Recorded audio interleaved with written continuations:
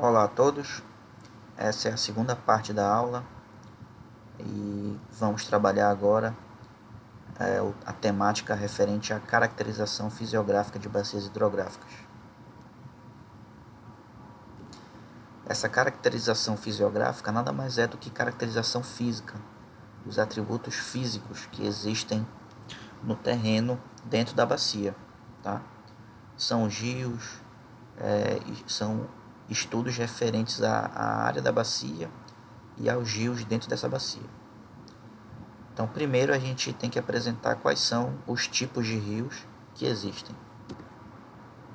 São 3 tipos e a gente faz a divisão deles com base no quanto ou na possibilidade deles secarem nos períodos de estiagem. Tá?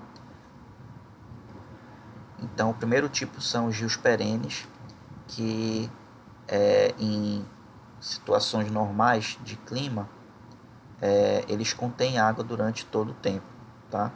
Isso acontece porque no período chuvoso ele recebe água por escoamento superficial e pela precipitação, e no período seco, em que a gente tem menos chuva, o lençol freático ele consegue abastecer a água desse rio pelo escoamento subterrâneo. Já os rios intermitentes, eles apresentam um escoamento subterrâneo que não tem vazão suficiente para abastecer esse rio no período seco. Tá? Então, no período chuvoso, esse rio, a gente consegue identificar esse rio. Tá? Esse rio ele tem água, mas no período seco, como não tem mais precipitação e, consequentemente, escoamento superficial para abastecer esse rio, ele acaba secando, já que o escoamento subterrâneo dele não é suficiente. Tá? Ele até consegue durar alguns meses, mas depois de um tempo ele acaba secando se a estiagem for mais prolongada. Já os efêmeros são aqueles que duram somente após poucas chuvas. Tá? Então ele não tem nem escoamento superficial suficiente, nem escoamento subterrâneo suficiente. Pouco tempo após as chuvas, eles acabam secando. Partindo para outras características físicas de uma bacia, nós temos o perímetro, tá? Que é o contorno dessa bacia. E o perímetro ele serve para qualquer figura, tá? Da matemática ou que a gente queira traduzir em forma de uma imagem. E o perímetro é todo esse contorno aqui, ó, essa linha da borda.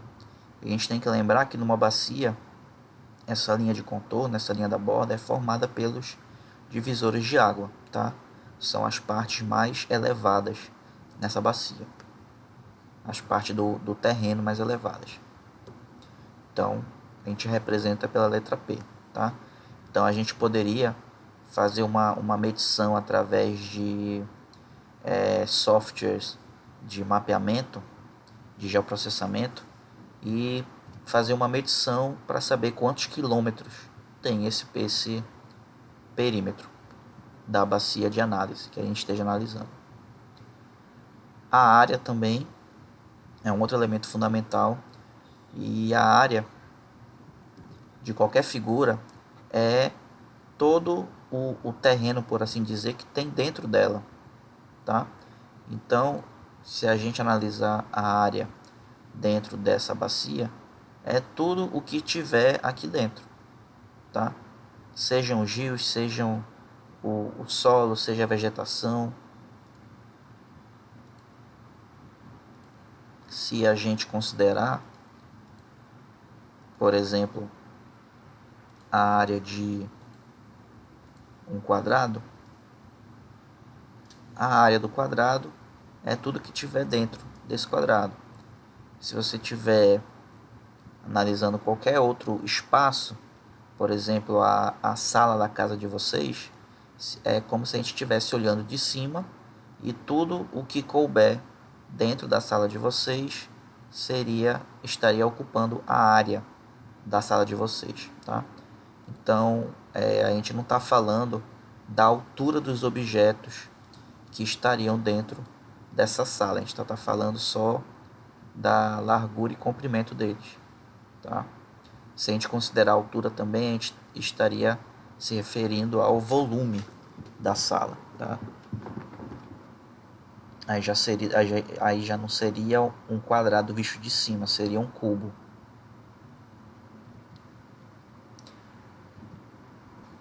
Então, trazendo para bacias hidrográficas, dentro dessa área, a gente também pode calcular a partir de softwares de geoprocessamento, tá? Já que ela não tem um formato de uma figura geográfica perfeita, tá? De uma figura geométrica, desculpem. Como é uma figura indefinida, a gente teria que se utilizar de outros métodos mais complexos, tá? Não existiria uma fórmula padrão para se calcular a área de uma bacia, por exemplo. E a área de qualquer terreno, de uma bacia ou de uma fazenda também, de uma cidade, a gente pode calcular em hectares ou em quilômetros quadrados. Lembrando que um hectare é como se fosse um quadrado em que nós temos 100 metros e também 100 metros aqui, tá? Aí se a gente multiplicar um pelo outro, a gente teria a área aqui dentro que daria 10.000 metros, tá? Quadrado. Então reparem que um hectare equivale a 10.000 metros quadrados, que é diferente de quilômetro quadrado, tá? Atentem para isso. E aí a gente representa a área pela letra A. Uma outra definição importante é o do comprimento da bacia. E esse comprimento ele vai do exutório da bacia até o seu ponto mais distante. Então é como se a gente pegasse uma trena gigante e a gente fosse andando em linha reta do exutório em linha reta até o ponto mais distante da bacia e depois a gente calculasse essa distância em quilômetros, tá? Outra medida já é o comprimento axial do rio principal. E esse comprimento axial ele já vai do exutório até a nascente mais distante e a gente obedece a curva desse rio, tá? Então reparem que nós temos esse rio principal com um azul mais destacado e nós temos uma linha aqui do lado que seria essa medição, tá? Desconsiderem essa reta aqui à direita. O comprimento axial seria uma medição, é como se a gente fosse andando do lado do rio, fazendo também todas as curvas que esse rio fizer, tá? E seguindo do exutório até a nascente mais distante. E depois a gente iria tirar toda essa distância percorrida também em quilômetros. E a gente chamaria com essa nomenclatura. Um outro conceito refere-se ao comprimento total dos cursos d'água. Então, o cálculo que a gente fez aqui do comprimento do rio principal, a gente iria fazer para todos os trechos de rio, de todos os rios que tenham nessa bacia, tá? Então, nesse primeiro momento, nós temos todos os rios da bacia, bem aqui, e a gente vai separar ele primeiro no rio principal, que é o exutório, do exutório até a nascente mais distante, tá? E depois a gente iria calcular os trechos de cada um desses outros rios que sobraram, tá? Um cuidado que a gente tem que ter é da gente não contabilizar trechos que a gente já mediu anteriormente, tá? Então reparem que desse trecho aqui central até o exutório, a gente já mediu quando a gente mediu o rio principal. Então quando a gente for fazer os outros trechos de rio, a gente não vai medir esse trecho central aqui, tá? A gente não vai repetir essa medição, a gente vai só contar o que tem de fora. E cada medição dessa seria em quilômetros quadrados e no final a gente iria somar a medição de cada um desses para ter o comprimento total dos rios dentro da bacia. E já perto de finalizar esse conteúdo, nós temos os chamados índices de forma. São cálculos que a gente faz com base no perímetro da bacia, com base na área da bacia, com base no comprimento da bacia. E esses cálculos, eles tentam relacionar a área da bacia, que pode ter qualquer área natural, tentando aproximar essa área com a área de uma figura geométrica, como um círculo ou um quadrado. E qual a importância de se fazer esses cálculos de índices de forma de uma bacia? Esses cálculos eles auxiliam a saber se essa bacia específica tem um elevado ou baixo risco de enchente. E por que eles relacionam esse risco de enchente com formas da matemática de figuras geométricas, como o círculo? O que é enchente? A gente tem que primeiro saber isso. Enchente é chegar a água de escoamento superficial ao mesmo tempo de diferentes pontos, tá? Então, enchente é o acúmulo de água vinda de diferentes pontos, chegando num determinado ponto ao mesmo tempo, vindo de outros lugares, tá? Então, vamos considerar o centro da bacia como sendo um ponto de possível análise de enchente. E como o centro da bacia ele está numa região mais baixa do relevo, em comparação com essas bordas, a água que precipitar, tá? A água que cair da chuva nessas bordas, elas terão a tendência de sair do ponto mais elevado, que são as bordas, e indo para o ponto mais baixo, que seria o centro, e depois vindo aqui para o exutório, tá?